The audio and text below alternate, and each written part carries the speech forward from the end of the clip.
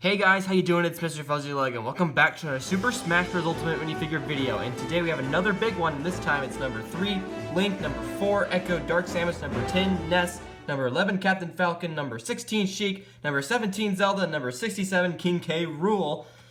That's 7 figures. Even though I said 6, Link randomly joined this lineup really quickly because I forgot about him. And so he's now here. So this is a big video, so let's go ahead and get started. First up, I'm going to show you Link. And just like I said in the intro of this video, I wasn't planning to make a version 2, and then I remembered, oh yeah, I didn't really like the shoulders that I gave him, so I decided to remake it, just barely. I barely added like no detail at all. But what I did do is I have painted on some detail onto these sleeves instead of sculpting it on, so that looks nice. So some nice, detail of like some diamonds and some lines and whatnot. I also added some detail onto the brassiere, I believe what it's called. I forgot, sort of, but just, some detail. Looking pretty cool. I didn't add any detail to the back or anything else, but I also did paint some detail onto the hair and the head, which actually the hairpiece is removable, which is a little bit freaky to remove, but it is removable because it's sculpted onto a Lego hairpiece. So there's what the head looks like. I added a few lines to the head and just to make it look cool and stuff. And that's really it for Link. I also it's the same weapons. I didn't change them. They're pretty nice weapons I made a few years ago that still look really cool. So now, actually, I want to say I might do the familiar tunic of the wild too, because I wanted to do that since it was like, oh yeah, there's an I kind of lost breath there a second. But it's already pretty close to Smash Ultimate's release. And I actually have my deadline to finish all this stuff is December 1st, so I do not think that I'll be able to do that in time, so that might be something I do after Smash Ultimate comes out. So just keep that in mind, that a familiar tunic of the wild is something that I'm interested in doing. So that's pretty much it for Link. Now let's move on to the next figure. So here's Dark Samus, and just like the Samus that I had before, really all I did to this figure was make a sculpted helmet onto a Lego head. So I just pretty much sculpted a giant sheet onto the head, and then I cut out the mask, like the indents where the visor would be, out of like a knife, and then I just pretty much cleaned it up with some clay and water and whatnot, and just sculpted it over to make it look real nice, and added all the back details to the figure itself, and also the back of the helmet, which is painted in a gunmetal color. It's actually a really nice sculpt, and I think it turned out really nice, with some blue and some light blue hue in there.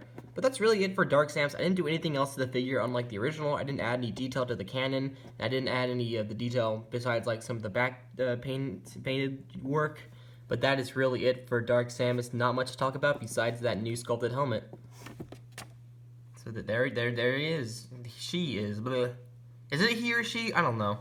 Now it's time for Ness, and he didn't get a huge upgrade either, despite him being my favorite Smash character and my eventual main, so that's kind of interesting, but really all I did for him is I gave him a new backpack strap design, and some new backpacks that go on top of the 3D printed head.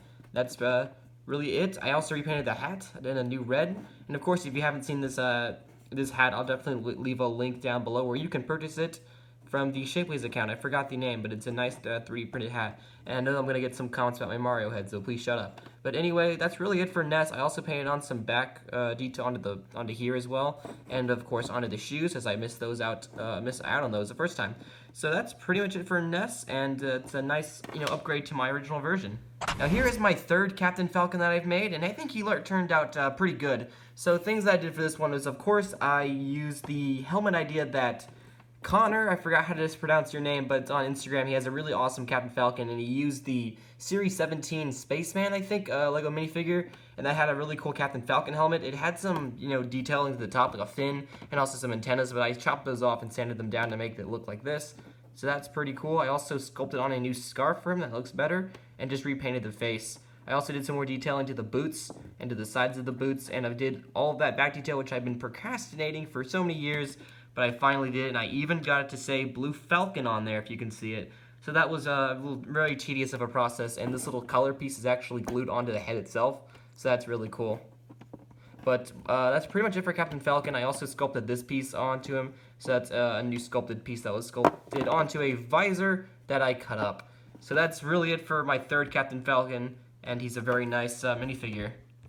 And it's like really out of focus. And there we go. That's Captain Falcon.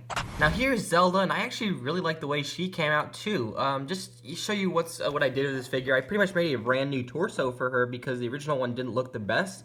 So I made a brand new torso. I also repainted the blue around her dress and actually added the back detail to the dress. Although I still forgot to do the belt here, but it looks pretty nice. I also added some detail onto the shoulders. I forgot when I did that, but this was a really long time ago. And I made a brand new chest piece, like a brand new piece up there. And I also painted a brand new head design. So that's a really cute looking head in there. It's the same eyes. I just painted a brand new, mouth. And to show you that the hairpiece does come off, it's a sculpted hairpiece that's on a Lego head, so it does removable. So I'll show you how that was done.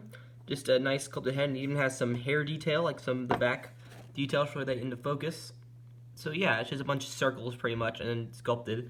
So that's really nice. Also, the hair broke. I'm not sure when that was, but it's definitely wasn't recently because I can't find it.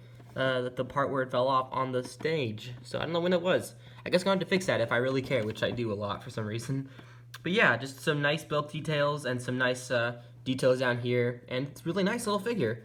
She can still move her arms and whatnot with these sculpted bits. And she turned out really awesome. So that's really it for Zelda. Let's move on to the next figure. Also, going along with Zelda, we have Sheik, and I wasn't intending to make a brand new figure for Sheik like I did. I originally was just going to take the original version and just add some more details to it, but I decided that it was probably best to just redo it completely. So this time I actually used a normal, a normal Lego torso instead of painting my own. So it turned out a lot cleaner in the end. I also painted a brand new set of legs that are actually accurate to Smash Ultimate, because the last version I just used my Ocarina of Time link and added the Ocarina of Time Sheik, and it's added onto the details, which made it look a little bit weird. But I do have the arms still the same, just repainted, and they look pretty nice. And I actually gave her a back this time. I painted this guy up and made it look all nice. And I also added just pretty much a ton of detail to the mask and all the wraps that actually broke a few times, so it looks a bit cracked in some of the areas. But there's the detail on the top, just random lines to act as, wraps that go around. And that's really it for Zelda. Sheik, I was about to say Sheik. Some minimal boot details, and actually the legs are posable, so that is kind of cool. First time I've ever attempted that, so that looks nice, and I'm really happy with this Sheik compared to the last version, and that's pretty much it for her. Now our last figure is King K. Rool, and this one was very tedious to make because just like the Bowser that I made in the last video, I scaled Bowser, and you can see all the detail. Well, he fell over. You see all the detail that I painted onto the pants, the legs, and all the skin and whatnot. But I decided to take it to the next level and do King K. Rool as well, and I thought it would be pretty easy, but then I realized, oh wait a minute, I have to scale his head and everything, so I had to scale all of this tiny little detail. This was literally 4 hours of one night that I just spent watching a lot of really dumb videos and just scaling King K. Rool. I had a great time, but it was also a very tedious and very boring of a process because I scaled pretty much the entire thing. The only thing I did not paint was, of course, the sides of the arms and the back, just like how Bowser, I didn't do the back, or I didn't do the sides because I didn't want to interfere with the movable joints. So this was very tedious of a process. I'm just going to kind of zoom in on parts of the head and whatnot and put it into focus. You can see all the paint on the head. It even goes on to the bottom of the shin. It was just a very long process that was just not fun to do, but I did get it done. It does make it look a lot cooler. I also filled in the arms, because like the arms have little holes in them, so I decided to fill those in with clay, and I probably could have done better on those, but I did not. The belly is the same. It's still this really smooth material, very smooth texture feeling to it, and it's still a really nice figure. I can gladly say this King K. Rool looks a lot better than the last one, especially with all the scaling detail onto the figure. So that's a really cool addition to this figure. Despite it being really hard to do, I'm very glad I got it done because it definitely makes King K. Rool look a lot better. So that's really it for this video, guys. I'm gonna go ahead and close this out. So that's gonna be it for this Super Smash Bros. Ultimate minifigure video, and believe me that the last one will be Saturday or Friday, whatever I decide to get that video up, but there'll be one more video, and those of course are the 2 figures, if you're keeping track, that I have not shown yet. So those are going to be really cool, and it's crazy because the game comes out in like, what, a week? Or maybe 2.5? Whatever, it's going to be insane, so make sure you stick around for that, for all I'm going to planning to do for the release of Smash Ultimate, and thanks so much for watching this video if you did. And I'm going to go ahead and sign us off and edit this boy because it's big. I don't know why I referred to it as a boy. But yeah, thanks so much for watching if you did, and I'm going to go ahead and see you later. So goodbye.